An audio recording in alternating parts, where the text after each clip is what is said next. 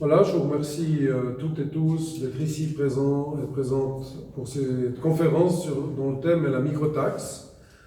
Je vais tout de suite passer la parole au docteur Dominique Chaton, qui sera le premier orateur, puis ensuite on verra.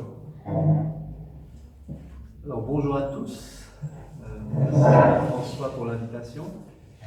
Vous pouvez peut-être vous demander, à partir du moment où vous saurez que je suis médecin, qu'est-ce qu'un médecin vient faire dans cette assemblée à propos de finances et autres, et en plus un psychiatre, et qui plus est un sexologue.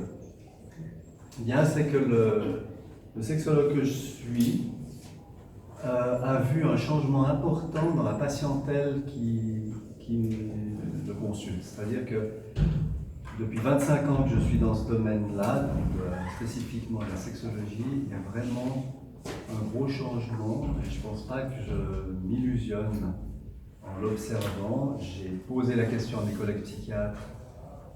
Semble-t-il, le même constat se fait.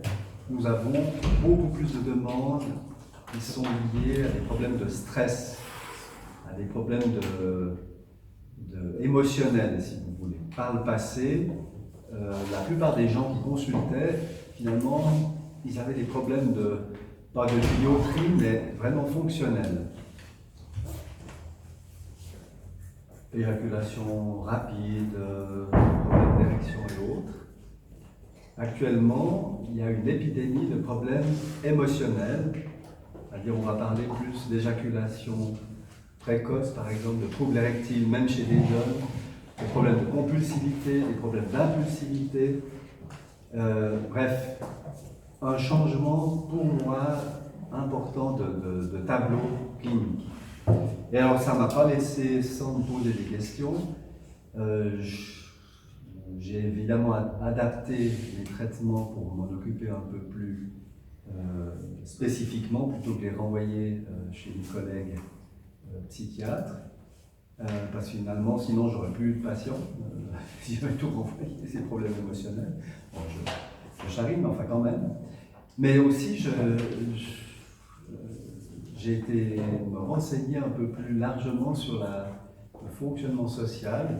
Ça a été un hasard d'ailleurs, mais sur Internet, en allant butiner pour des questions de formation, je préparais des formations et j'allais observer des gens dans leur corporéité. Puis je suis tombé sur des informations qui, vous savez, qui vous sont soumises. Moi, j'allais beaucoup sur YouTube. Et automatiquement, on vous soumet les derniers événements de l'actualité.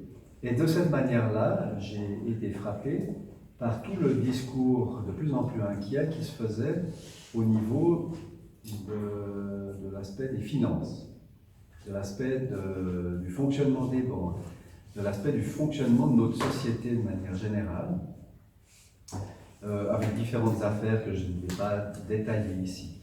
Mais il m'est apparu, il y a de ça maintenant 5 ans que j'ai commencé à étudier un peu tout ça, que le stress que je pouvais voir chez mes patients de manière tout à fait évidente, eh bien, on pouvait tout aussi bien le voir sur un plan social. Dans le sens par exemple, un très bel exemple, c'est actuellement tout le discours sur l'écologie. Est-ce que c'est vrai, est-ce que c'est faux? Même ça, c'est discuté. Je pense que c'est vrai, personnellement. Je pense qu'effectivement, il y a un réchauffement, qu'il y a un changement de ce point de vue-là. Et je pense qu'on voit là un stress planétaire, comme on peut le voir chez les individus que je traite. L'épidémie, enfin, oui, on peut, chez les insectes, de destruction d'insectes, chez les mammifères, vous voyez des disparitions apparemment, dans ce qu'on nous dit, hein, évidemment. Moi, je n'ai pas été vérifié, mais disons, je peux croire mes collègues scientifiques. Disparition de mammifères, enfin bref, on serait dans une hécatombe digne de la disparition des dinosaures actuellement. Pour moi, c'est un stress planétaire. Alors bon, deux stress, un stress planétaire, un stress au niveau des individus, quelque chose qui n'a rien à voir, ou bien quelque chose qui est relié par un phénomène explicatif. Je pense, sincèrement, là c'est l'individu qui vous parle, c'est pas le médecin, je n'ai pas les qualifications pour pouvoir le dire, mais disons, quand je réfléchis, je me dis que ces deux phénomènes sont reliés. Et je me dis que c'est effectivement notre système financier, libéralo-capitaliste qui est en train de complètement partir en vrille, de complètement dysfonctionner. L'explication en étant, alors j'ai eu la chance d'entrer dans le groupe des AAA+, donc des actionnaires actifs, positifs de la Banque nationale suisse. C'est des gens qui se réunissent pour essayer d'infléchir le fonctionnement de la Banque nationale suisse. Vous savez que la Banque nationale suisse est une SA, et donc on peut acheter des actions puis devenir actionnaire en quelque sorte.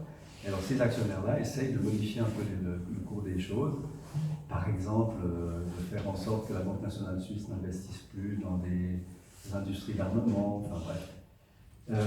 Alors, au travers de cette équipe-là, avec des économistes patentés, des gens qui réfléchissent, dont par exemple Bernard, François ici présent, eh bien, ça m'a très clairement ouvert les yeux sur tout le problème de la finance. Alors, je ne vais pas pouvoir moi en parler, je pense que Bernard pourra en dire quelque chose, ou François, ou d'autres bien mieux que moi, mais ça m'a clairement ouvert les yeux sur le fait que, effectivement, il y a un gros problème de dysfonctionnement, de ponction des valeurs dans nos poches directement, et puis nous qui devons bosser, trimer de manière inconsidérée pour pouvoir essayer de survivre.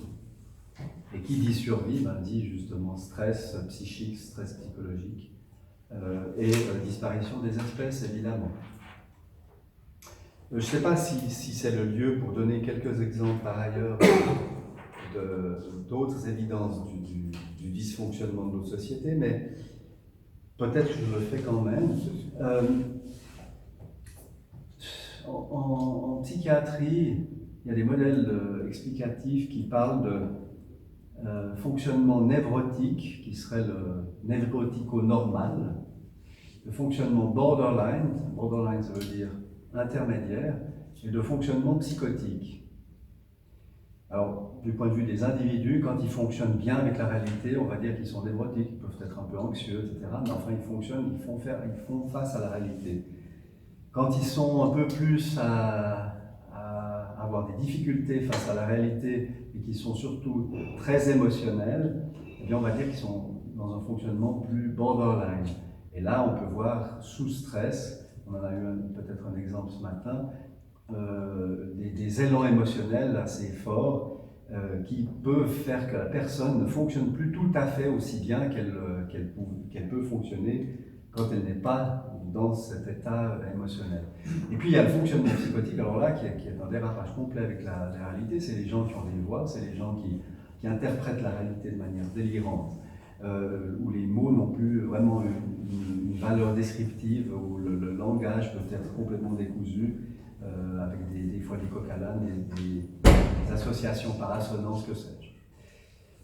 Bien, si je fais une réflexion sur le fonctionnement social, on pourrait dire qu'au début du siècle passé, on était sans doute dans un fonctionnement qui pouvait se caractériser encore comme névrotique, mais que vers la fin du siècle passé, peut-être encore au début de ce siècle, on était dans un fonctionnement plutôt borderline, ça veut dire où les émotions étaient au premier plan et de plus en plus. Actuellement, on voit encore tout cet aspect émotionnel, justement, on nous embarque constamment dans des charges émotionnelles, tout le monde s'enthousiasme par, je ne sais pas quelle, par exemple cette jeune fille qui bat de par le monde par rapport au combat écologiste. Oui, on est tous touchés par cet aspect-là, disons, c'est une mise en avant de certains éléments émotionnels, mais on voit des signes précurseurs d'un fonctionnement psychotique de notre société. Ça veut dire où les mots n'ont plus leur valeur. Ou par exemple, si vous parlez, vous rencontrez quelqu'un et vous lui dites « Bonjour monsieur », cette personne pourra vous dire « Vous savez que vous m'agressez en m'appelant monsieur ». Et quand vous lui posez la question « Mais pourquoi ?» Écoutez, je ne me sens pas un homme. Donc, votre visuel, votre perception peut vous faire mettre quelqu'un dans une catégorie socialement définie, mais dans laquelle la personne ne se reconnaît plus. Et actuellement, si on regarde bien les choses, eh bien, il y a une valeur qui est mise, une valeur prépondérante qui est mise à la manière dont la personne va se qualifier. C'est-à-dire on ne peut plus avoir des mots qui correspondent à ce qu'on observe. Donc, ça, c'est un monde pour moi qui commence à aller du côté d'une certaine psychose. Ça veut dire où les mots n'ont plus de sens. Ou bien on va vous vendre le fait que la réalité est une illusion, que chacun construit sa réalité. Et quand vous faites ce genre d'affirmation, vous êtes dans des associations de mots qui perdent leur valeur. La réalité, c'est la réalité, une illusion, c'est une illusion. Là, si la réalité est une illusion, ça veut dire que les deux mots valent la même chose. Donc vous êtes dans quelque chose qui n'a plus aucun sens, où la réalité ne signifie plus réalité et illusion ne signifie plus illusion, puisque les deux sont les mêmes. Et donc où le langage perd sa valeur. C'est ça que j'entends par monde psychotique. Pour moi, ce sont des représentants d'un stress ambiant extrêmement important. Je ne sais pas s'il y a des gens qui téléguident ça pour essayer de déstructurer notre société. Je ne sais pas s'il y a des gens qui ont vraiment un intérêt à ce que les familles éclatent, à ce que tous les individus se retrouvent parcellisés. C'est fort possible. C'est une hypothèse en tout cas que je ne peux absolument pas exclure.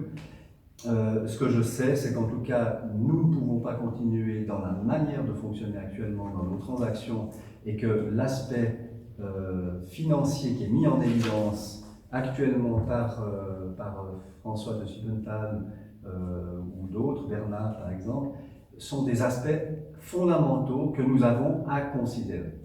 Puis je crois qu'avec ça, j'ai dit à peu près l'essentiel de ce que je voulais vous dire. Non, peut-être encore une dernière chose. Oui, Alexandre, tout de suite. Une chose qui m'inquiète, c'est aussi le discours que l'on fait à propos de corps sociaux fondamentaux, que sont par exemple les paysans, les enseignants et les soignants. Vous avez une critique permanente sur ces corps-là. C'est eux qui sont, si la nature dysfonctionne, c'est à cause des paysans. Si les gens sont malades, c'est à la limite à cause des médecins. Et puis si les enfants sont des ignares, c'est parce que les enseignants ne font pas leur boulot. Or, ce sont des corps fondateurs de notre société. Si on n'a pas de paysans, on n'a pas à manger. Les enseignants sont les gens qui forment la structure de la société future. Et les soignants, bon, c'est ceux qui essayent de faire en sorte que ça tienne le coup, que les gens, face au burn-out, au stress, et à toutes les dépressions et compagnie, les maladies somatiques et autres, soient capables encore de vivre leur vie dans une société qui fonctionne. Or, ce sont des trois piliers qui sont régulièrement attaqués. Et quand ça se passe comme ça, pour moi, une société dysfonctionne. Tout ça pour ne rien dire sur les financiers, sur les banquiers, qui sont des rouages importants de la société, mais enfin peut-être pas aussi fondamentaux à mon avis. Ils ont leur importance, mais pas aussi fondamentaux. Par contre, ils sont extrêmement critiquables à mon sens, dans ce que je peux observer, et puis là, ouais, c'est tout juste si on ne se fait pas traiter de complotiste dès qu'on attaque des banquiers. Alors voilà, ce que je pensais vous dire pour aujourd'hui, et je réponds volontiers à vos questions s'il y en a. Merci Dominique. Ce que je propose, c'est peut-être noter vos questions. Vu qu'on filme, c'est mieux d'avoir un film complet. On aura une partie questions. Peut-être que l'un ou l'autre conférencier, d'ailleurs, répondra à vos questions éventuelles dans le cours de son exposé. Donc, notez vos questions et on aura une partie questions à l'issue des exposés. Donc, Bernard, si tu veux déjà venir à la table, il y a une place pour toi là. Je donne la parole à notre ami Olivier Pahu, si tu veux bien faire la suite, s'il te plaît. Volontiers, bonjour à tous. On va parler un peu de stress fiscal immobilier. Il faut enchaîner sur le stress. C'est vrai que en Suisse, l'immobilier, c'est quand même quelque chose d'important. On a tous besoin d'un toit pour dormir, on a tous besoin souvent d'un toit pour travailler aussi. Donc il y a pas mal de choses au niveau fiscal où on se fait un peu piéger à mon sens. Alors, si vous êtes propriétaire immobilier, il y a cette fameuse valeur locative. Les gens ne savent pas toujours ce que c'est. La valeur locative, c'est quelque chose qu'on ajoute, en fait, fictivement au revenu de la personne qui est propriétaire. Parce qu'on dit, finalement, si elle devait payer un loyer, elle devrait gagner plus d'argent. Là, elle ne paye pas de loyer. Donc, hop, on lui rajoute un revenu fictif, comme s'il gagnait plus d'argent. Donc, en fait, ça se rajoute à votre revenu et ça augmente votre déclaration d'impôt. Alors, dans sa grande bonté, eh bien, vous avez la possibilité de déduire, en fait, les intérêts hypothécaires que vous payez à la banque sur ce revenu fictif. Donc, en fait, ça encourage à rester endetté auprès des banques, ce qui fait les affaires des banques aussi. Et puis, quand il y a une baisse du taux d'impôt des banques, du taux d'emprunt des banques, eh bien, forcément, ça augmente de nouveau votre impôt sur cette valeur locative. Donc, la valeur locative, c'est très embêtant, surtout quand vous arrivez à la retraite, parce que vos revenus ils baissent, mais cette valeur ne baisse pas. Donc, vous vous retrouvez un petit peu coincé comme ça, et ça pousse des gens qui ont des faibles revenus à la retraite à être dans des positions très délicates avec cette valeur locative, qui est quand même assez discutée de plus en plus, qui est là depuis un moment, et puis qui maintenant se discute de plus en plus au niveau politique, de savoir est-ce qu'il faut la laisser, est-ce qu'il ne faut pas la laisser, enfin voilà, qu'est-ce qu'il faut faire. Mais il y a d'autres choses aussi dans l'immobilier, parce que tout à coup vous décidez de vendre votre bien, alors vous trouvez un acheteur, et l'acheteur il va acheter votre bien, mais il va payer ce qu'on appelle les frais de mutation. Il y en a qui confondent ça aussi avec les frais de notaire. Les frais de mutation sur le canton de Vaud, je vais parler du canton de Vaud, c'est 3,3% de la valeur du bien. Donc si vous achetez un bien à 1 million, vous payez 33 000 francs de frais de mutation. Sur ces 33 000 francs, il y a 2 tiers qui vont au canton et 1 tiers aux communes. Donc les communes ont la possibilité de réduire cet impôt. Ils pourraient mettre ça, au lieu de mettre 1,1%, ils pourraient mettre 0,55%. J'ai regardé toute la liste des communes, il n'y en a aucune qui le fait. Donc tout le monde prend plein pot, bien qu'ils aient la possibilité de réduire ça. Donc c'est quand même une manne pour toutes les communes et pour le canton, que chaque fois qu'un bien immobilier se vend, hop, on encaisse sans devoir bouger le petit doigt. C'est plus que la commission du courtier, je tiens quand même à préciser ce qu'ils encaissent, alors qu'ils n'ont fourni aucun effort. Et puis ça réenchérit chaque fois le bien, forcément. Puisque un bien qui sera 1 million, il sera vendu 1,33 million. Donc la personne qui voudra le revendre même au même prix, il va la vendre 1,33 million aussi. Donc, et après là-dessus, on prendra à nouveau des frais de mutation. Il faut savoir quand même qu'en moyenne, en Suisse, on garde un bien immobilier 18 ans. C'est à peu près la moyenne. C'est quelque chose que j'ai constaté aussi dans la pratique, qui est assez vrai. Quand vous avez un appartement, une maison, au bout de 18 ans, ça change de propriétaire. Donc tous les 18 ans, vous prenez 3,3% sur la valeur de ces biens. C'est quand même bien pratique. Et tout ça, c'est surtout aux frais du peuple, finalement, parce qu'il y a des professionnels de l'immobilier qui mettent les impôts comme des coûts, mais pour le particulier, pour l'individu, pour l'artisan, eh bien, c'est des coûts concrets qui sont sûrement un peu surprenants, sans parler des frais de notaire eux-mêmes, bien sûr, qui s'ajoutent encore à ça. Et puis après, vous avez encore l'impôt sur le bien immobilier. Alors, supposez que vous ayez acheté votre maison 1 million, que vous puissiez la rendre 2 millions, parce que le marché a évolué en 18 ans, que vous avez maintenu votre bien, eh bien, vous avez un impôt sur le gain immobilier. Alors, l'impôt sur le gain immobilier, il est apparu pour éviter les gens qui achetaient le matin un terrain, et puis qui le revendaient l'après-midi 2 fois plus cher.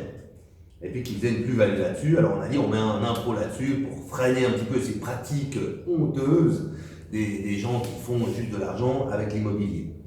Alors, si vous vendez votre bien la première année, eh bien, vous payez 50% sur le bénéfice. Si vous achetez 1 million le matin, vous vendez 2 millions l'après-midi, vous allez payer 500 000 francs d'impôt pour vous décourager de faire ça. Je ne sais pas dans quelle mesure ça décourage vraiment, parce que vous gagnez quand même 500 000 francs, alors je ne sais pas vraiment où est la... Mais enfin bon. Mais ce qui est intéressant surtout avec cet impôt sur le gain immobilier, c'est que c'est un impôt qui est dégressif. Forcément, plus longtemps vous gardez votre bien, et plus finalement, eh bien, cet impôt descend. Donc le pourcentage sur le bénéfice que vous faites, il descend. Ce qui est amusant, c'est que sur Genève, il faut 25 ans pour qu'il arrive à 0. Donc en moyenne 18 ans, là, vous avez 25 ans, donc vous êtes sûr de gagner à tous les coups. Et puis sur Vaud, alors il descend jusqu'à ce qu'il atteigne un plancher incompressible de 7%. Donc si vous avez acheté votre maison à 1 million, vous la vendez 30 ans plus tard, 50 ans plus tard, 2 millions, eh bien sur ce million en plus, vous allez payer 70 000 francs encore d'impôt sur le gain immobilier. Donc en tout, l'État va encaisser sur ce bien 2 millions, vous voyez, 66 000 francs de frais de mutation, 70 000 francs de gain immobilier. C'était quand même une bonne affaire pour l'État qui encaisse tous ces impôts.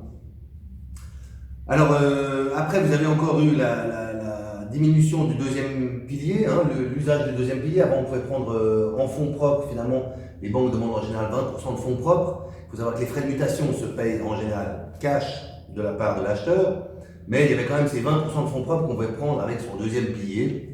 Donc, on était content, on pouvait quand même faire un petit peu valoriser soi-même sa caisse de retraite en achetant un bien, en espérant que les prix montent et puis qu'à la fin, eh bien, on puisse quand même faire une petite affaire. Eh bien, on a diminué ça pour éviter que trop de gens achètent quand même.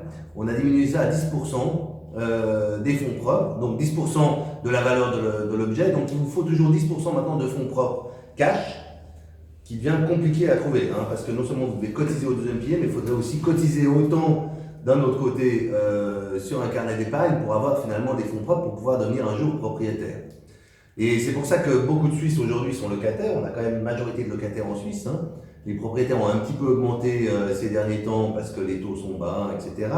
Mais on a quand même une grosse majorité de locataires en Suisse, ce qui fait bien sûr les affaires de toutes les caisses de pension qui sont quand même les gros propriétaires immobiliers en Suisse, les propriétés locatifs, hein.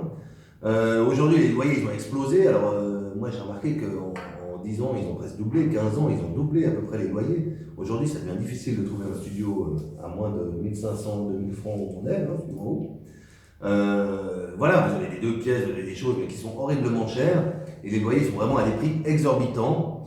Et ça fait bien sûr les affaires de ceux qui investissent là-dedans. Donc, surtout, ne pas donner la possibilité d'accéder à la propriété. Parce qu'il faut des gens qui payent. Vous payez votre loyer. Si vous payez 2000 francs de loyer, c'est 24 000 francs par année. C'est sur 4 ans, vous avez déjà payé 100 000 francs qui sont partis en fumée finalement. Le jour où vous quittez votre appartement, vous n'avez plus rien de cet argent. C'est aucune épargne, vous n'avez aucun bénéfice dessus. Tout le bénéfice, il est pour les propriétaires. Alors ça peut être pratique des fois juste de louer un appartement parce qu'on est entre deux, parce qu'on a un travail pour une année, parce que voilà, je ne dis pas que ça offre une flexibilité à celui qui en profite, mais sur le long terme, l'impossibilité pour les Suisses de devenir propriétaires, c'est quand même un petit peu embêtant parce que finalement on a un peu les vaches à lait. Et pourtant, je veux dire, les solutions elles existent. Typiquement la coopérative. Coopérative, c'est un mot en toutes mes années d'études pour faire le brevet fédéral d'expert en estimation immobilière, c'est un mot que j'ai jamais entendu. Alors j'ai dû faire mes propres recherches, tout ça. C'est des choses qui existent, qui marchent. Hein. Ça s'est développé à Genève, ça se développe aussi sur Lausanne, dans les grandes villes. Ce qui se passe, c'est qu'en général, c'est une mauvaise affaire pour le vendeur de terrain. Donc finalement, les terrains mis à disposition pour des coopératives, c'est souvent des communes. Mais les communes, c'est sûr, les coopératives, de nouveau, c'est une mauvaise affaire pour elles, c'est pas forcément une affaire intéressante.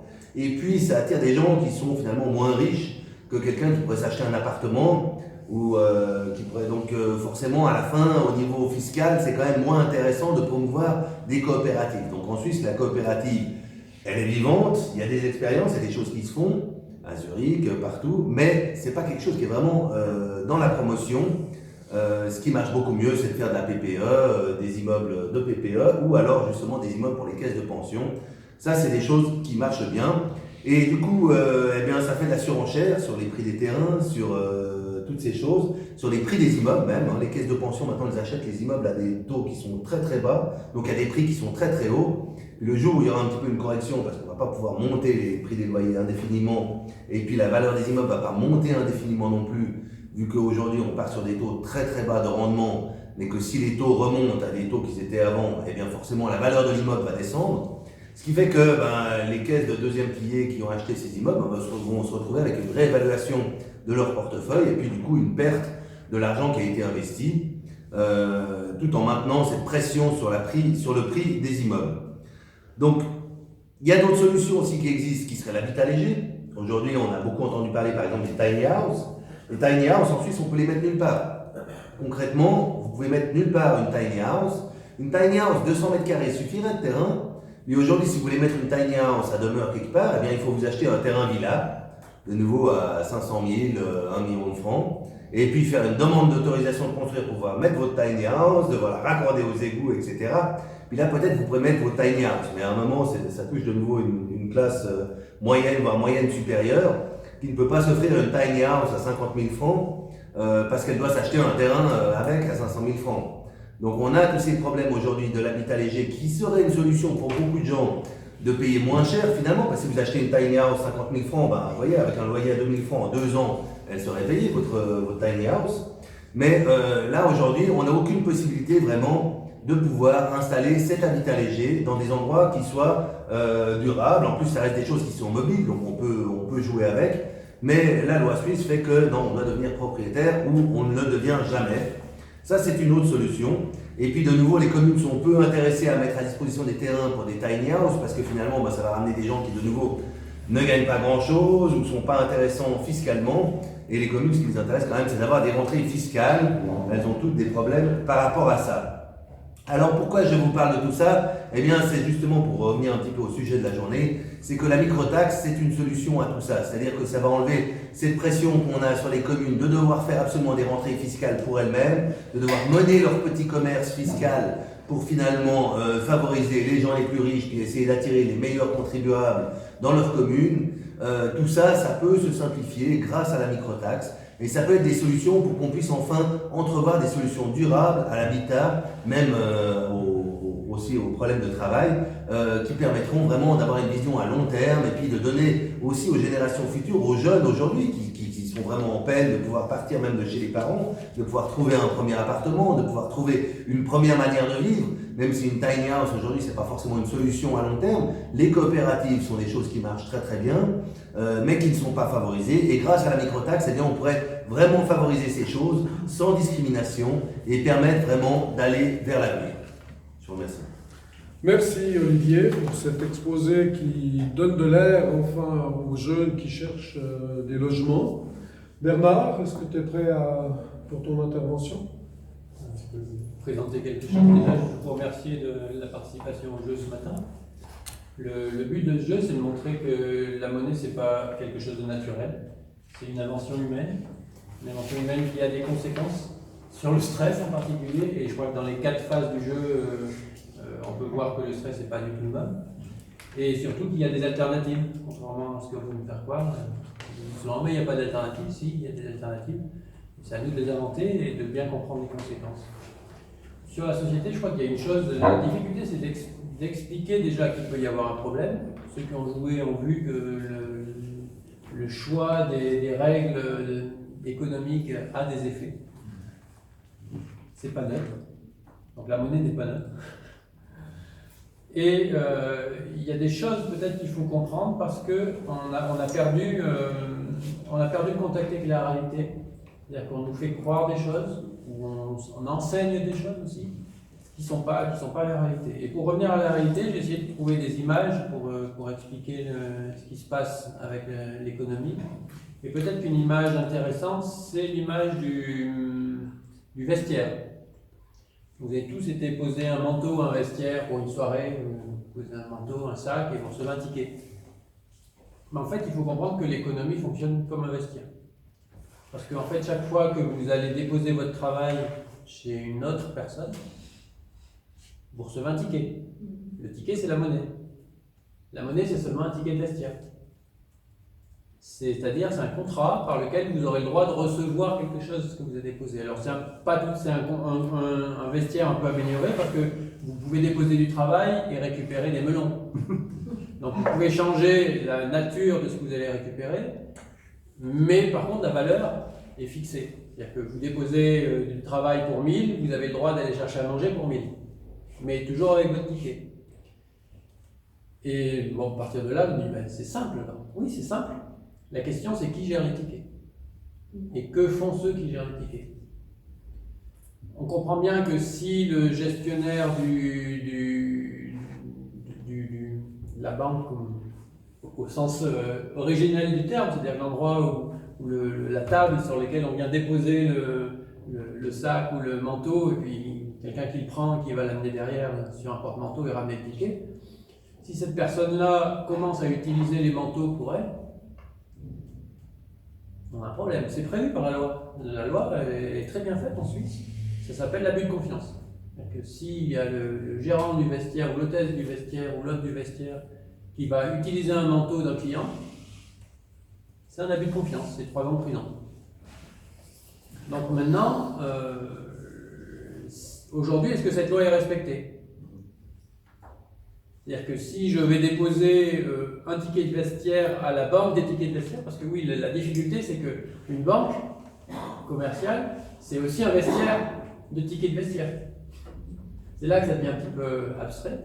Mais si je vais déposer mon ticket de vestiaire chez le banquier, est-ce qu'il a le droit d'utiliser pour lui?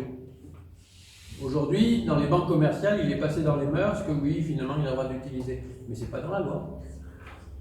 Et surtout, devrais pouvoir choisir si quand je dépose un billet à la banque, est-ce que je veux qu'il soit déposé de manière sûre ou est-ce que je veux que vous jouez avec pour l'investir?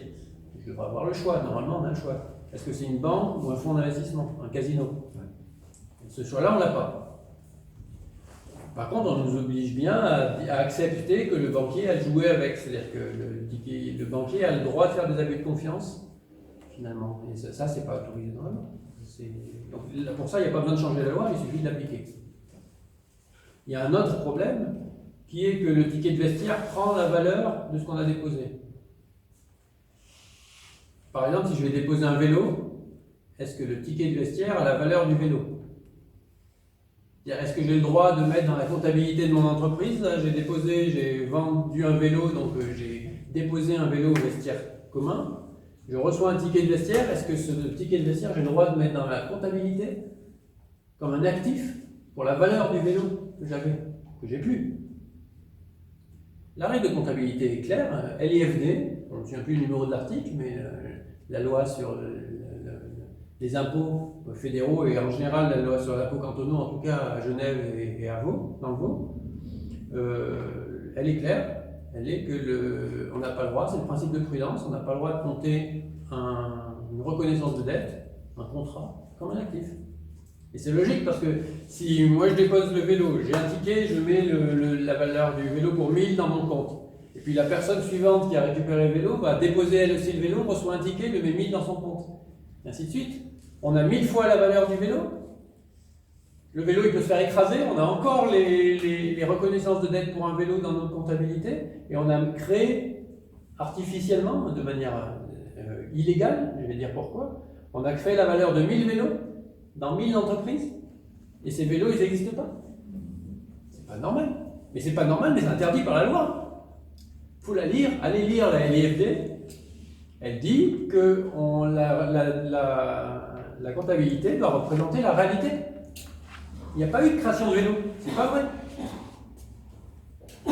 Et ça c'est faux. Et si on appliquait cette loi-là, eh ben l'économie serait tout de suite beaucoup plus claire à comprendre.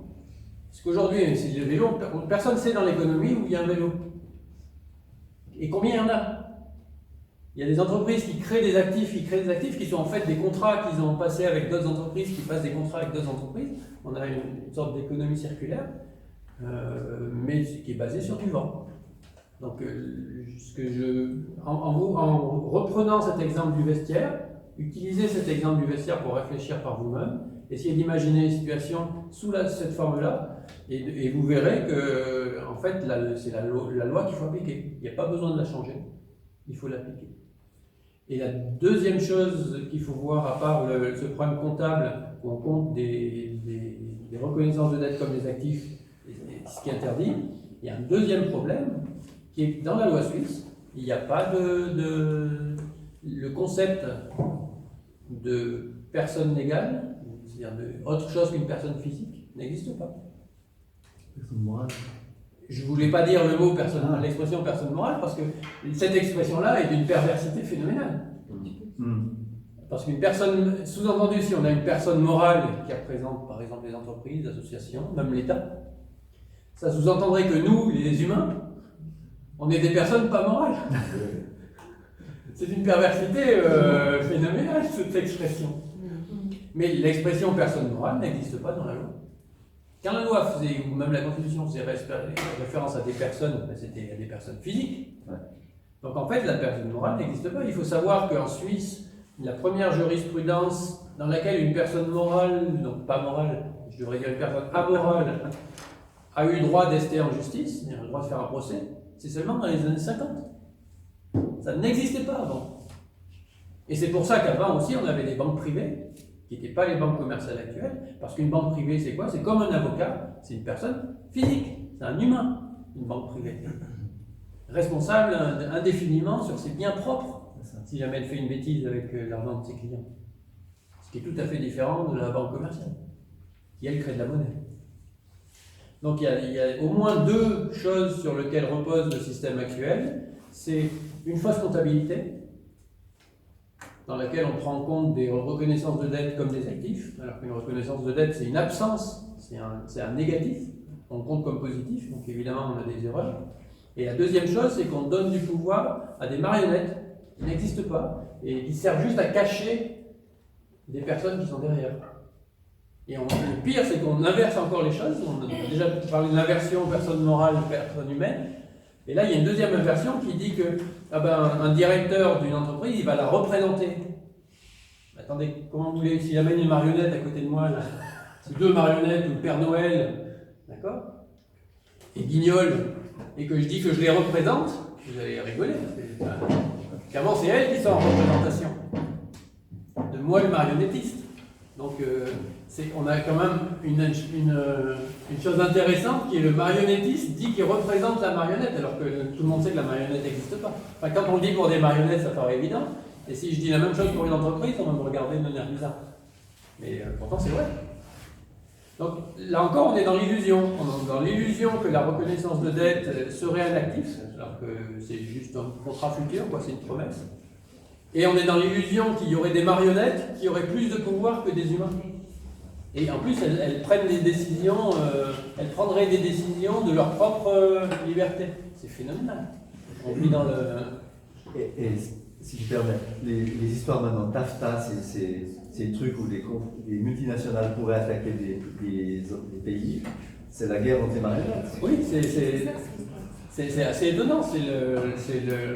Oui, si on vous disait que Mickey pouvait vous attaquer au tribunal, ça veut dire. Et pourtant, si, c'est ce qu'on a fait. Mais il n'est pas depuis longtemps. Donc, et pour en conclusion, donc là on a déjà deux bases de l'illusion dans laquelle on vit et qui créent tous les problèmes, parce que ça crée beaucoup de problèmes.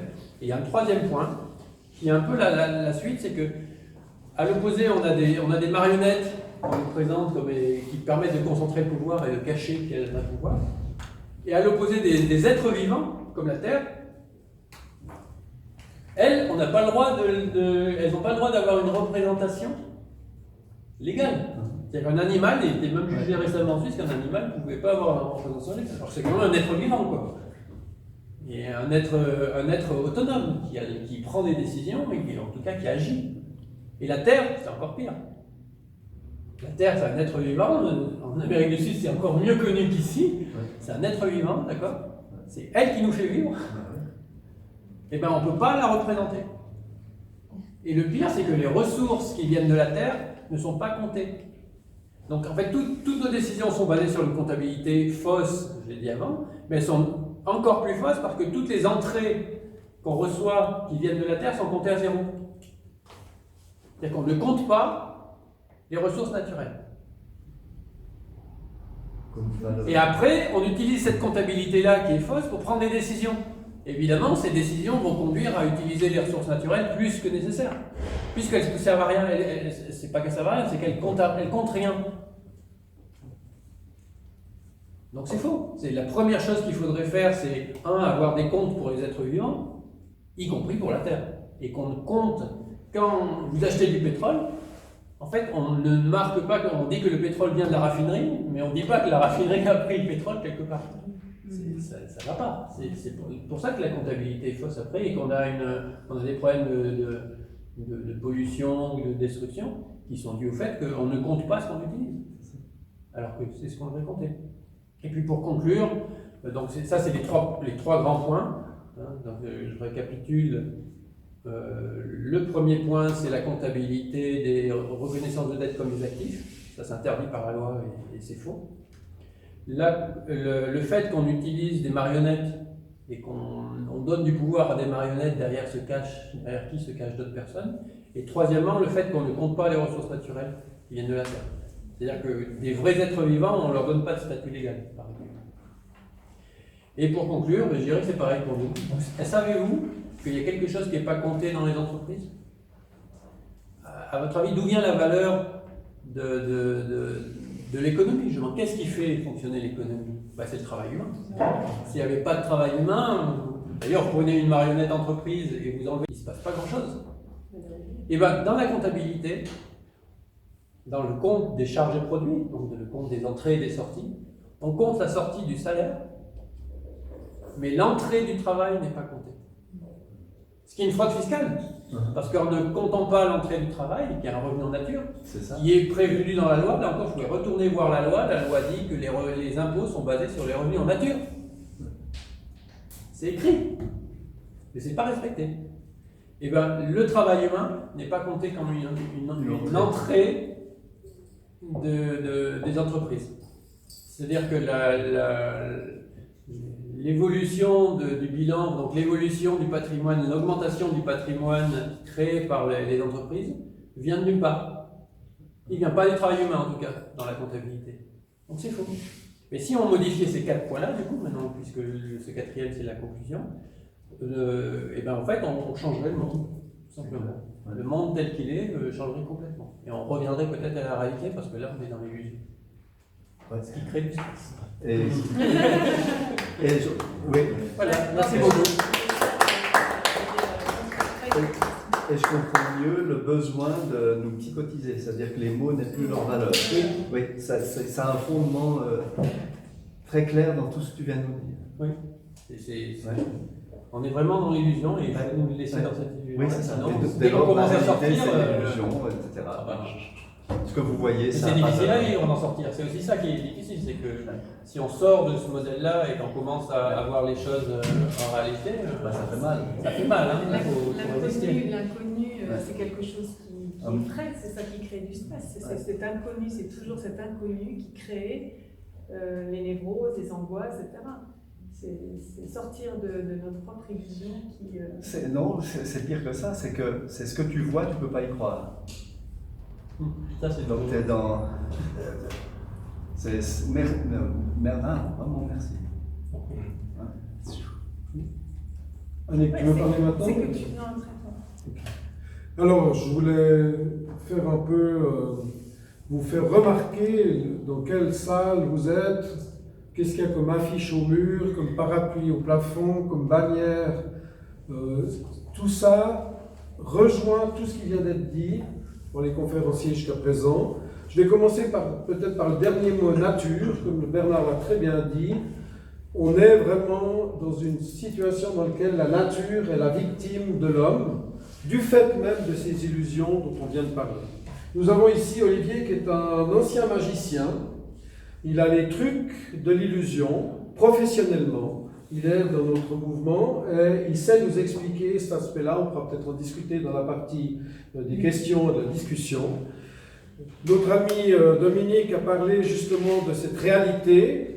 Les écailles doivent vous tomber des yeux car nous sommes vraiment victimes d'illusions, d'un stress d'illusions. Nous avons des magiciens, des manipulateurs, des propagandistes qui nous ont tourneboulé le cerveau. Ils s'appellent d'ailleurs eux-mêmes des Spin-docteurs. Spin-docteurs, c'est des docteurs du tournis. Donc, c'est des professions qui sont extrêmement bien payées et nous sommes tous victimes de ces docteurs du tournis. Il faut vraiment ouvrir les yeux et voir la réalité. La réalité, restez collés à la réalité, s'il vous plaît. Regardez autour de vous, vous avez une surabondance de tout. Une surabondance de beurre, de lait, d'abricots, de voitures, de téléphones, de biens en général. On sait surproduire de tout. La Suisse peut produire, surproduire.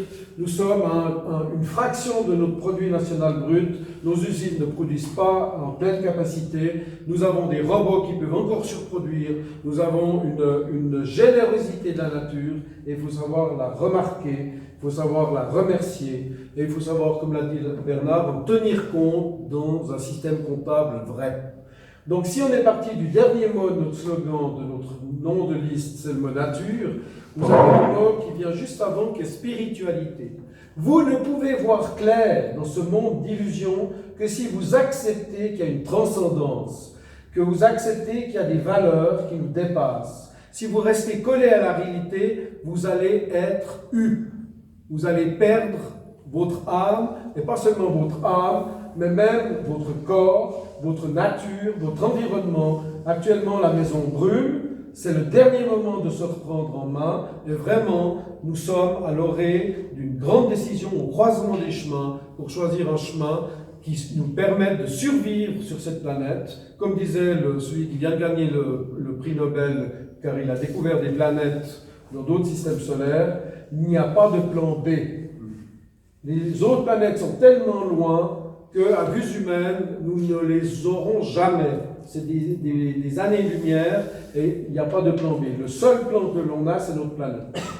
Lorsqu'on vous offre, grâce à Microtax, c'est justement une analyse de cette réalité, une analyse concrète et réelle et vraie. Microtax, déjà, nous savons, grâce à l'analyse de Bernard Dugas et d'autres économistes, qu'une grande partie de tous ces flux financiers en nanosecondes, qui sont des sommes colossales, il y a une partie de vrai dedans, mais il y a une partie d'illusion, une partie de fausseté. Et la microtaxe toute seule ne marche pas. Il faut avoir le courage de dire qu'on doit reprendre le contrôle de la création des masses monétaires, ce que certaines personnes ne veulent pas voir. Actuellement, les francs suisses sont fabriqués pour les Suisses, nous sommes les garants des francs suisses, mais les francs suisses, nous devons les louer. C'est à nous, mais on doit les louer. On parlait de valeur locative, mais la monnaie, ils ont réussi à transformer un actif en passif. C'est de nouveau une illusion, un tour de passe-passe, un tour de bonneteau, comme vous l'a expliqué Bernard, notamment. Nous sommes face à des magiciens qui vous font transformer un actif en passif. Et maintenant, tout le monde doit louer son argent. Toute la monnaie qui circule dans le monde entier, à part de très rares exceptions, en tout cas en Suisse, toute la monnaie qui circule, c'est des dettes à intérêt composé, qui sont créées du néant. Et quand on va les rembourser par la politique de rigueur, on détruit la monnaie. C'est pas facile à comprendre ce que je vous dis. Vous y penserez peut-être sous votre douche, ou au volant de votre voiture, ou dans 2-3 jours. Mais la politique de rigueur amène à retirer le sang de l'économie. La monnaie, c'est le sang de l'économie. C'est comparable au sang qu'il y a dans un corps humain. Alors si vous avez quelqu'un déjà d'anémique, vous allez encore lui retirer plus de sang, la personne meurt. Et nous sommes face maintenant à un système économique débile. Comme le Bernard a dit, il prend des ressources naturelles sans rien comptabiliser. Il exploite la terre. Il tue la terre, il tue les animaux, il nous pollue l'air, il nous pollue l'eau, il nous fait tout, ils vont tout privatiser pour qu'on paye tout, et ils ont commencé par le tout passe-passe de nous privatiser la monnaie. Et nous, avec Microtax, on veut mettre des compteurs partout. Ne serait-ce que ceci, ce serait déjà une grande victoire. Il y a des tuyaux d'eau de liquidité qui circulent, il y a des milliards de litres d'eau qui circulent, des baignoires qui se vident, qui se remplissent, qui se vident, qui se remplissent, et ils vous montrent une image de la baignoire remplie une fois à la fin de l'année, le 31 décembre. Mais ils ne vous disent pas combien de fois la baignoire a été vidée et remplie. Nous, on veut en tout cas une chose dans ce texte qui est là à votre disposition, c'est mettre des compteurs partout pour savoir combien de litres sont passés dans les tuyaux, combien de fois ils ont rempli les baignoires, combien de fois ils les ont vidés, et on prend, à notre avis, moins d'un pour mille sur tout ça, tout le monde peut bien vivre. C'est révolutionnaire comme idée. Et honnêtement, on revient à la réalité des choses, on revient, c'est même plus du partage, c'est de la distribution. Sachez une chose, je crois que vous en êtes conscient, ils trouvent des milliers de milliards pour sauver les banques. Je suis allé dans les manifestations des jeunes récemment. Il y a un slogan qui me plaisait beaucoup, les jeunes disaient « Si le climat était une banque, ça fait longtemps qu'il serait sauvé. » Pourquoi on trouve des milliers de milliards, si ce n'est pas plus, des milliards de milliards pour les banquiers, les assureurs, la guerre, les conflits, la boucherie, les porte-avions, les bombes, les fusils, etc. dans le monde entier? Pourquoi est-ce qu'on trouve des milliers de milliards pour ces gens, une infime minorité qui commande, et qu'on ne trouve pas les mêmes montants pour la paix? Posez-vous la question. Pourquoi? Pourquoi? Parce qu'il y a une infime minorité qui prend plaisir au malheur des autres. C'est psychiatrique. Je suis content d'avoir un psychiatre à mon côté qui nous a rejoints et qui rejoint cette analyse. Il y a des personnes qui prennent plaisir au malheur des autres. Et ne leur donnez pas le pouvoir à ces gens, car vous êtes devant un enfer sur terre. Et nous, spirituellement. D'ailleurs, la spiritualité aussi a un côté comique. Si je suis spirituel, c'est que j'aime bien rire, c'est que je suis heureux. Hein? On peut être spirituel sous plusieurs aspects, et je vous recommande d'être heureux. Il y a un mot qui a disparu du dictionnaire récemment, dans les années 30. C'est bizarre d'ailleurs, c'est dans les années 30. Ce mot, c'est conjouissance. Messieurs les immortels de l'Académie française ont considéré de leur grande sagesse que le mot conjouissance et que le mot se conjouir n'était pas français. Ils l'ont retiré du dictionnaire. Alors que c'est le mot essentiel de l'existence humaine. Se conjouir, conjouissance, c'est être heureux ensemble, c'est être spirituel ensemble, c'est savoir rire de soi-même. Car heureux ceux qui savent rire d'eux-mêmes, car ils n'ont pas fini de rigoler. Voilà, ce sera ma conclusion. Annick. Moi, je remercie François et puis tout le monde. Je crois que tout a été dit, on ne va pas retourner. Moi, je voulais juste dire que je suis fière et heureuse de participer à cette expérience complètement révolutionnaire hein, de ce mouvement qui a l'air comme ça, comme dit François, dont on a juste à disposition des bouts de ficelle et puis des petits bâtons. On est un groupe de personnes très hétéroclites qui nous battons quand même pour une prise de conscience. La prise de conscience, c'est qu'on veut être heureux, hein, comme disait François. On veut faire le pari du bonheur en discutant avec d'autres personnes de notre mouvement. Ce mot revient beaucoup et je m'aperçois que des personnes ont pris le risque d'abandonner le système. Ça paraît comme ça fou, mais ils ont fait le pari d'abandonner le système et ils prennent le risque. Et le risque comme tu nous expliquais tout à l'heure, même tu en es un exemple, et moi je suis complètement admirative de ces prises de risque et je me dis, et en fait, c'est possible. C'est possible finalement, peut-être pas à 100%, je ne sais pas, mais dans une grande part, d'abandonner l'ancien système. Et ce système, aujourd'hui, est en faillite. Faillite sociale, parce qu'on se rend compte, par exemple, qu'en Suisse, il y a à peu près 500 000 jeunes qui sont en surendettement, par exemple. C'est quand même dans un pays, soi-disant le plus riche du monde, on est confronté à cette réalité, ça fait suffoquer. Faillite sociale, faillite du logos, comme disait François. Bon, moi, je fais que répéter parce que tout a été dit, donc je fais une petite touche comme ça, personnelle, de réflexion. Faillite du logos, dans le sens que on nous dit, au travers des télévisions, au travers de la radio, on nous parle de choses qui sont complètement fausses, toujours et tout le temps. Pourquoi ? Parce que derrière, il y a la finance qui organise tout et qui dicte tout. La finance dicte aux radios et aux télévisions. Pourquoi ? Parce que les gens qui y travaillent sont subventionnés par elles et tout ce beau monde circule en vase clos et se congratule et se félicite en permanence. Et nous sommes, comme tu disais tout à l'heure, les travailleurs et on travaille pour ce système et finalement on est des espèces de... nous on appelle ça les rémoras en Nouvelle-Calédonie, c'est ces petits poissons qui se collent au requin pour se nourrir du requin. Et on fait que ça en fait, on n'a pas le choix. Et voilà, donc faillite sociale, faillite du logos, même au travers, moi c'est ça aussi qui me fait le plus mal, c'est de me rendre compte que ce logos travaille dans le mensonge et dans l'inversion des valeurs en permanence, et notamment dans l'éducation. Et nous avons été tous victimes de cette éducation, du mensonge, au travers de nos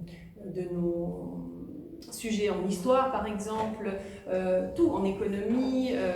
On le voit avec Étienne Chouard qui dénonce justement d'avoir été faussement instruit sur un système économique qu'il enseignait lui-même de manière fausse. Enfin, tout est faux.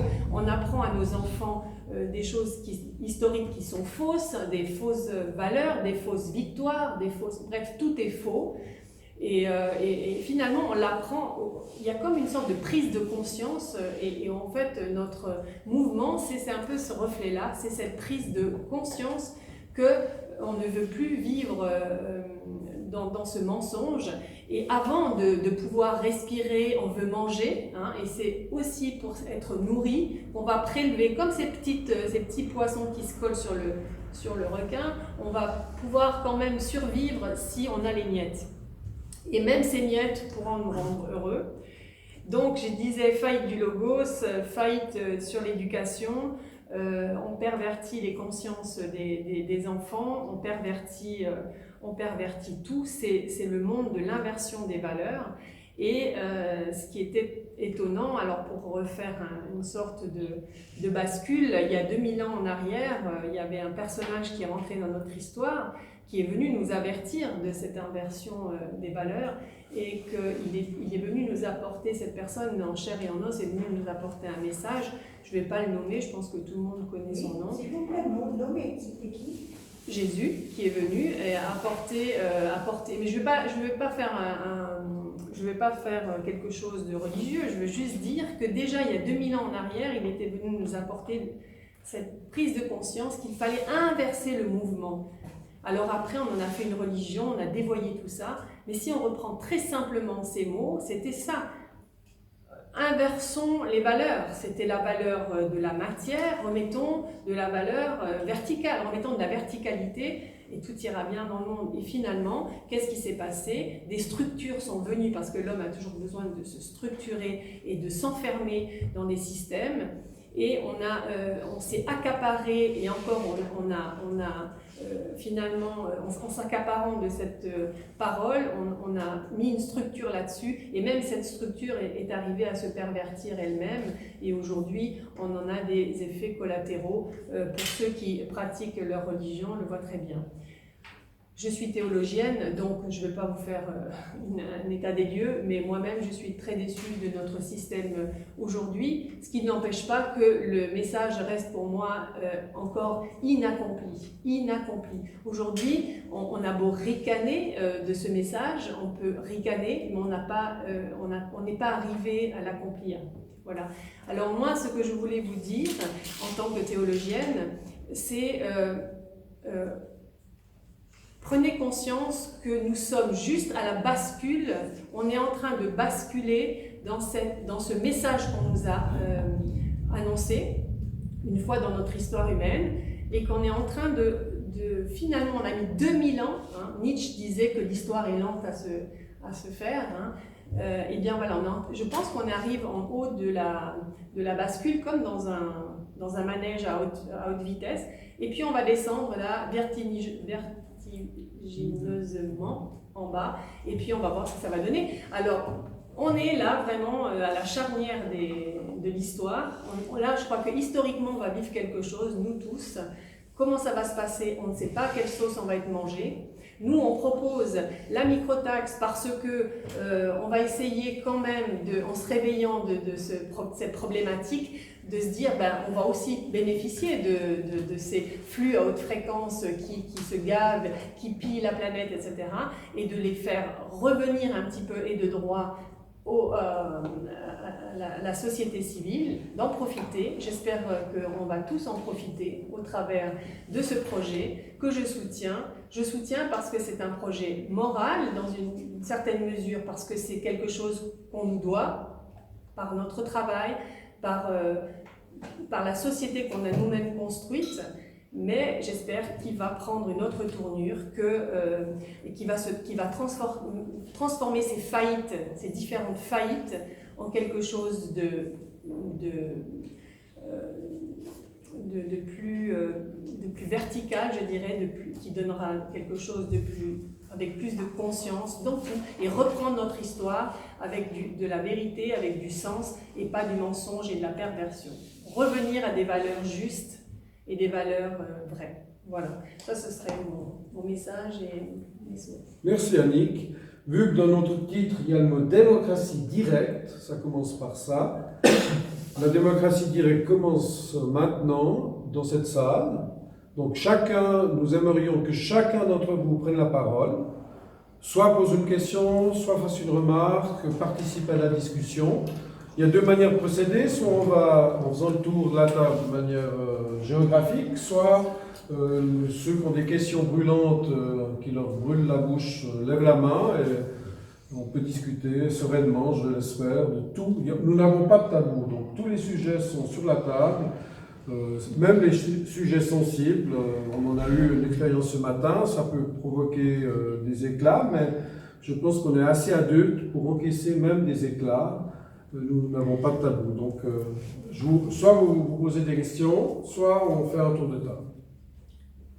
Est-ce que quelqu'un... Ah voilà. Moi, j'aimerais compléter ce qu'a dit Annick.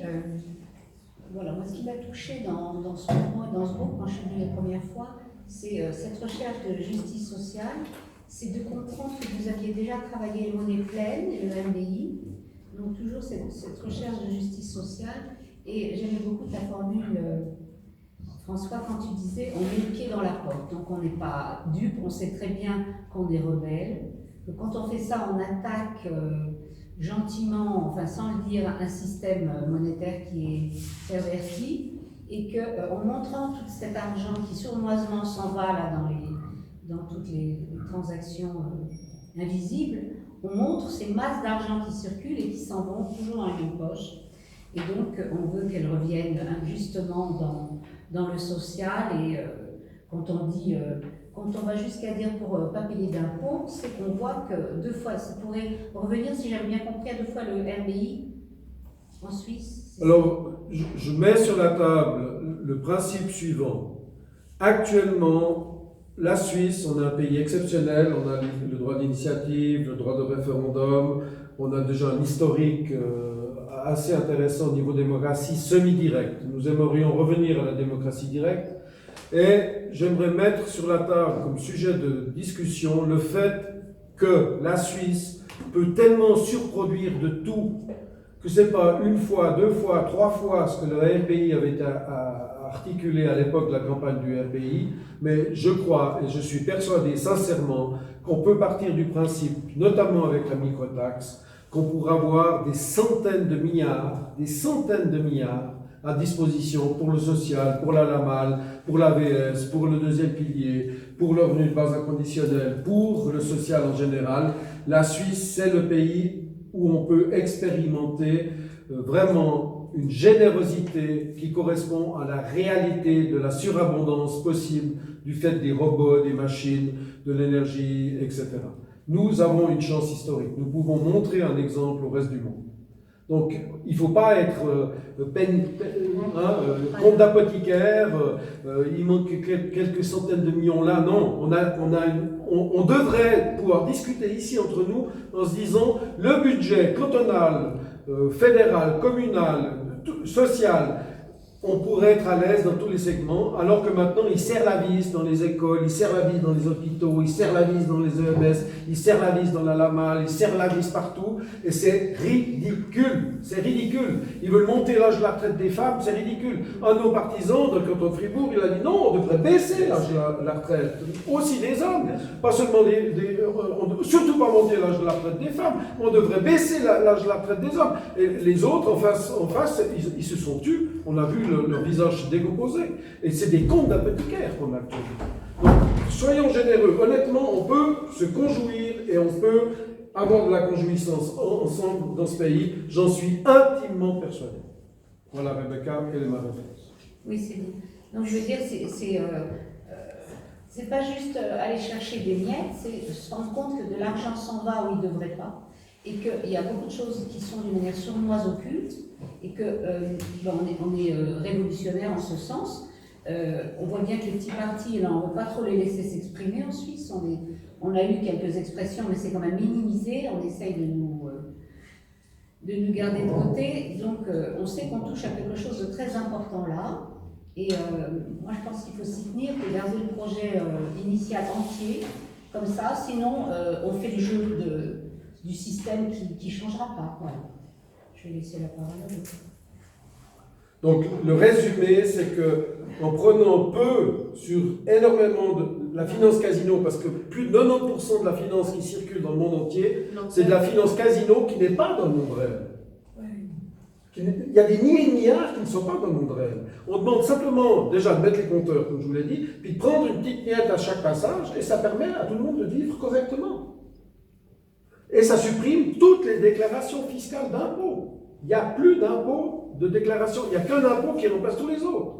Y compris TVA. Y compris la TVA. Donc déjà, la baisse de prix de toute la consommation, c'est près de 8%. Puis alors on a une baisse dans le domaine immobilier, on a plus d'appartements pour les jeunes, on a plus de droits de succession, on a plus d'impôts à payer sur l'AVS, l'AI et toutes ces choses. Ils grattent dans tous les segments, mais c'est des stupides, mesquins.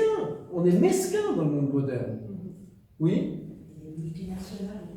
Pardon? Avec les multinationales. En plus, oui. Ben, la même chose, on pique un petit peu sur tout ce qui bouge. Rien qu'à Genève, il y a par jour 5 milliards d'opérations.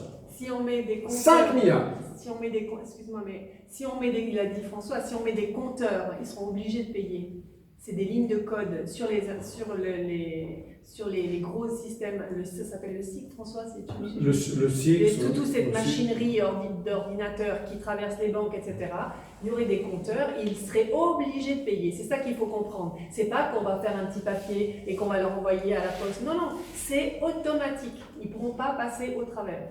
Et vous croyez vraiment que les gens vont partir, ils ont fait des grands investissements en Suisse, ils ont leurs enfants en Suisse, ils ont leur maison en Suisse, vous croyez qu'ils vont partir pour 1 pour 1000? Ailleurs où les alors qu'on leur offre plus de TVA, plus de déclaration fiscale sur leurs revenus à eux et sur leurs entreprises. Il n'y a plus de déclaration fiscale d'entreprises, de PME, de multinationales. Ils payent automatiquement, directement, 3 lignes de code. Un programmeur en première année vous le fait en 1 jour. Et puis vous économisez des milliers de fonctionnaires qui pourront travailler pour tracer l'argent noir, l'argent sale, l'argent des criminels, l'argent de la drogue, l'argent de l'armement, etc. Voilà ce que je vous offre. Je ne comprends pas qu'on puisse être contre. François, pour l'instant, cet argent, donc, qui en profite sont les banques, le multinational, pour qu'on soit clair. Non, pour être clair, moi je vais vous dire, il n'y a pas de tabou, etc. Nous avons découvert, grâce à l'affaire Epstein, que le monde est en grande partie dirigé par des pédocriminels. Et ces pédocriminels, ça va très bas dans l'âge, n'est-ce pas? Je ne vais pas décrire ça, c'est tellement horrible. Mais une grande partie de la superstructure politique du monde, c'est des pédocriminels qui prennent plaisir à rendre les autres malheureux.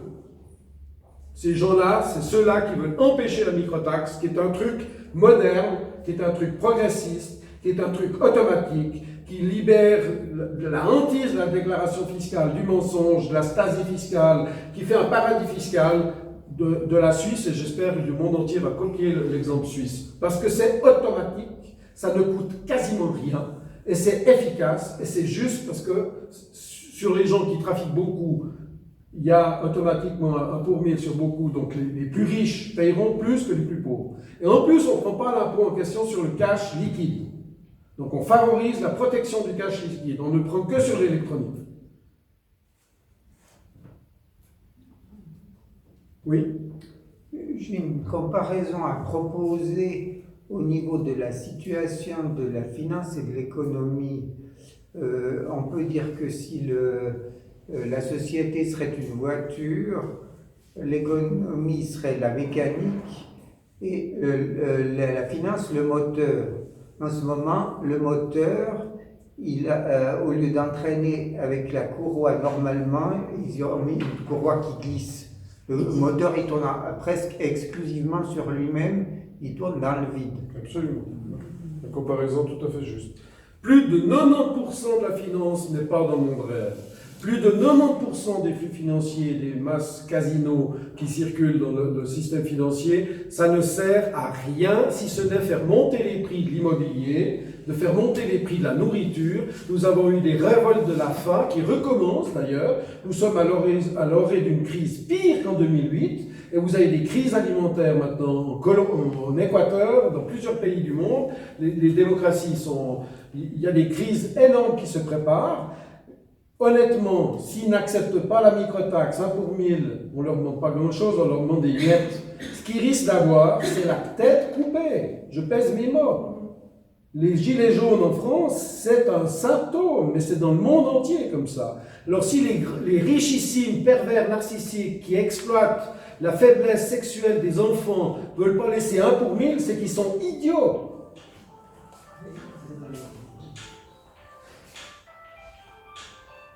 Moi, ce que je réfléchis, François, c'est... Ah, excuse-moi. Philippe. Alexandre. Alexandre. Alors, j'ai entendu 3 choses. Si je peux juste faire un point. Il y a Dominique vraiment, il a dit quelque chose d'important. Je sais pas, je me souviens pas exactement des termes, mais je l'ai compris comme ça. Il est important de faire en sorte de ne pas être dans une vision réelle. C'est un peu ce que tu as sous-entendu. Non, c'est le contraire. Non, j'ai dit qu'actuellement, c'est un petit peu pour reprendre ce qu'ensuite Annick a dit pour justement l'attaque au logos, c'est-à-dire les mots sont des symboles qui essayent de nous faire pouvoir nous entendre sur une représentation de la réalité commune. Et alors quand on attaque les mots par rapport au symbolisme qu'ils ont, ben, on ne sait plus quoi en cause. Si je vous dis, arrêtez de dire que c'est une table, vous m'agressez, vous commencez à dire, attends, mais alors qu'est-ce qu'on dit, quoi? Si je ne peux plus appeler par les mots convenus quelque chose que je vois moi, et que vous me dites tous que c'est pas une table, je commence à devenir dingue. Alors, il y a cette attaque-là, et je donnais comme exemple, ben, on dit que la réalité est une illusion. Or, la réalité, ça veut dire quelque chose, et l'illusion, ça veut dire quelque chose d'autre. Si on dit que c'est égal, alors que ça veut juste dire l'inverse, on est dans un truc de dingue. Alors, l'inversion l'inversion et ouais, ou l'égalité, enfin, tous les termes disent la même chose, donc je ne sais pas pourquoi on a du langage. Il faut dire que les financiers créent l'argent du néant. C'est quelque chose qui n'est pas facile à comprendre, mais le capital actuellement, l'argent qui circule, la monnaie qui circule, vient du néant. C'est pas facile à comprendre, mais lorsque vous vous présentez devant un banquier le matin, il va vous prêter 1 million, parce qu'il faut au moins 1 million pour avoir une petite maison maintenant en Suisse, donc il n'y a quasiment personne qui peut se payer une maison. Si quelqu'un a la chance de pouvoir avoir 1 million, il se présente devant le banquier, il rentre dans la banque, au moment où il rentre dans la banque, le million n'existe pas. Et lorsque vous signez le contrat, le banquier vous dit oui, vous êtes un risque, vous allez pouvoir payer toute votre vie les intérêts sur cette maison et l'amortissement sur cette maison. Au moment où il tape sur son ordinateur le montant, hein, j'étais banquier, je suis encore banquier, vous avez des claviers spéciaux dans le clavier vous avez une touche avec 1 zéro, une touche avec 2 zéros, une touche avec 3 zéros pour vous économiser le travail de création monétaire du néant. Vous pesez 1, la touche qui a le nombre de zéros que vous voulez. L'argent est créé à ce moment-là du néant dans le bilan de la banque, à l'actif, au passif. Ça vient de nulle part. Il y a des banquiers qui ne le croyaient pas. On a fait l'expérience grâce à la collaboration de Raiffeisen. On a créé une monnaie. Hein? Le directeur de la Raiffeisen ne croyait pas ce qu'il voyait. L'argent venait de nulle part, ni des réserves, ni de l'épargne, ni du bilan, ni de nulle part. Ça venait du néant. Le directeur lui-même, il ne dormait plus la nuit après. Il y a des banquiers, ils ne savent même pas ce qu'ils font. Donc, c'est de l'illusion, et cette illusion, mesdames, messieurs, mesdemoiselles, elle a une conséquence sur votre loyer, sur vos primes d'assurance maladie, sur votre vie. On pourrait tous très bien vivre en Suisse, et on vit des vies de chiens. François, oui. Les banquiers savent ce qu'ils font, ils font des processus pour enrichir au fait certaines personnes. Donc ils remplissent juste des processus. Tu prends un jeune banquier aujourd'hui qui sort d'université avec des autres études, avec un degré d'intelligence hors de l'extraordinaire, et bien cette personne-là va te dire, moi je dois remplir le processus à la lettre. Oui, mais il ne comprend pas le processus. Il ne sait pas ce qu'il fait. Moi, je suis banquier, j'ai vécu cette réalité. Oui, j'ai vécu cette réalité, je l'ai fait, je ne savais pas ce que je faisais alors que j'étais censé avoir étudié des années la matière. Et quand je l'ai compris, ça m'a pris sur moi énormément. J'ai mis 30 kilos de plus que ce que j'ai maintenant. Et aujourd'hui, malheureusement, les études, plus t'en fais, plus on te fait rentrer dans des processus et on t'apprend à accepter le processus et à pas le discuter. Mais tu ne le comprends pas, les gens ne comprennent pas. La plupart des banquiers, c'est très rare, les spécialistes. Il y a un économiste qui s'appelle Rossi, qui est à Fribourg, il dit il y a seulement 5 personnes qui ont compris ce que c'était la monnaie, hein, les 4 autres sont morts. Hein, il a osé dire quasiment, c'est quasiment ce qu'il a dit à la télévision suisse italienne. Hein. Donc voilà, il y a très peu de monde qui comprend comment marche le système monétaire actuel. Mais en tout cas, il ne marche pas. Il exploite toute la planète pour une infime minorité de gens qui ont compris. 250. Peut-être. Il existe une vidéo sur En grosso modo. YouTube. Pardon? Il existe une vidéo sur YouTube, je ne sais plus parce que le titre est en anglais.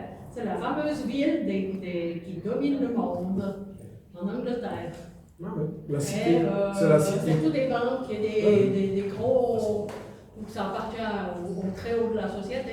Alors Et la ben, city, ils expliquaient justement ça, comment ils faisaient, que quelqu'un voulait 1 milliard ou X millions, que c'était créé, rien du tout, ça n'existait pas.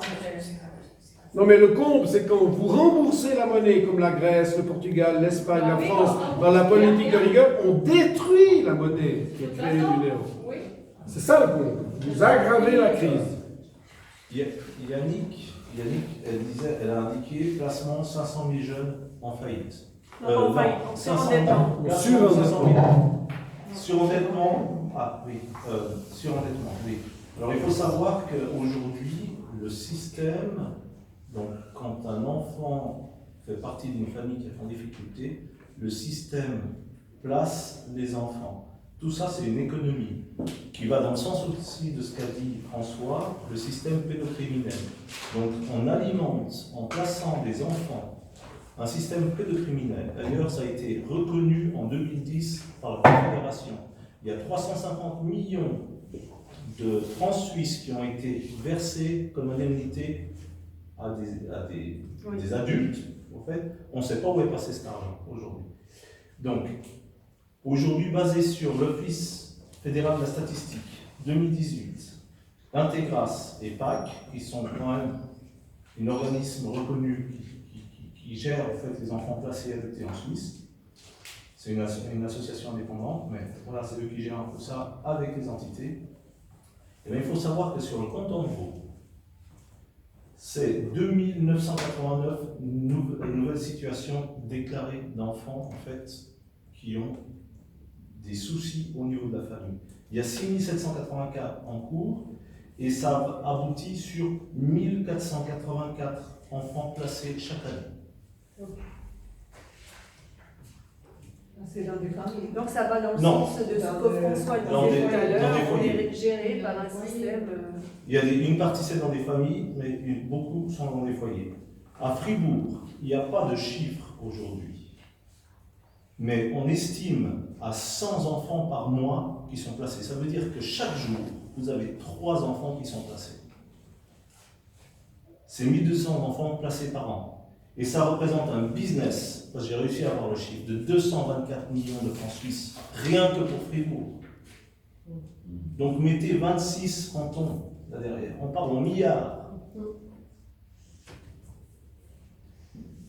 Et au fait, tout ça, je corrobore juste les 3 points qui ont été dits, des enfants qui sont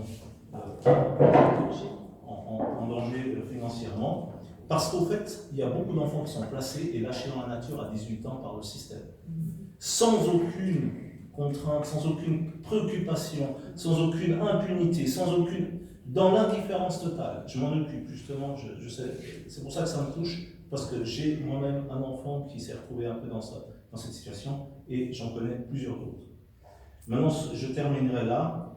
La Suisse, qui fait partie quand même des droits de l'enfant, des droits de l'homme, ne donne plus de statistiques à l'UNICEF depuis 2014 sur les enfants. Voilà. Ouais, merci.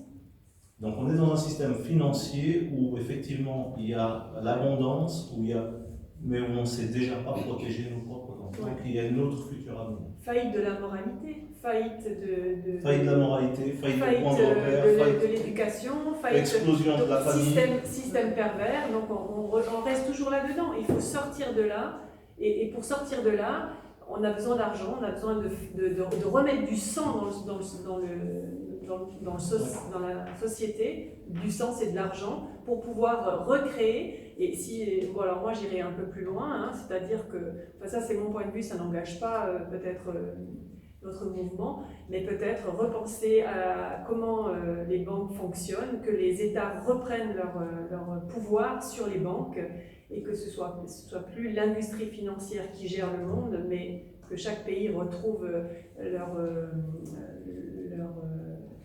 enfin, chaque État retrouve comment on appelle ça, souveraineté, merci. Moi, Souveraineté. On a oublié, et puis surtout les constitutions qui ont fait quand même nos pays. On est basé sur une constitution. Et notre constitution, c'est que tout d'un coup, ça n'arrange plus les hommes d'État de respecter la constitution. Hein, justement, on voyait que l'État devait reverser aux cantons et aux communes 2/3 de ce qu'ils gagnaient, la BNS. Eh bien, ils ont mis un petit article, François, tu me rappelleras, je crois que c'est l'article 5 de la Constitution, et puis hop, ils ont balayé d'un revers de la main cette redistribution en disant il faut rembourser la dette. Il faut rembourser la dette, donc voilà, on ne doit plus redistribuer. Donc c'est-à-dire que la BNS garde ses bénéfices, engrange ses bénéfices, on ne sait pas trop où elle les redistribue. Je ne sais pas si d'ailleurs la BNS fournit les chiffres, mais d'après ce que j'ai vu dans les conférences, la BNS ne fournit pas tous les chiffres. On n'a pas tous les chiffres. Voilà. La comptabilité est truquée. Voilà. Donc,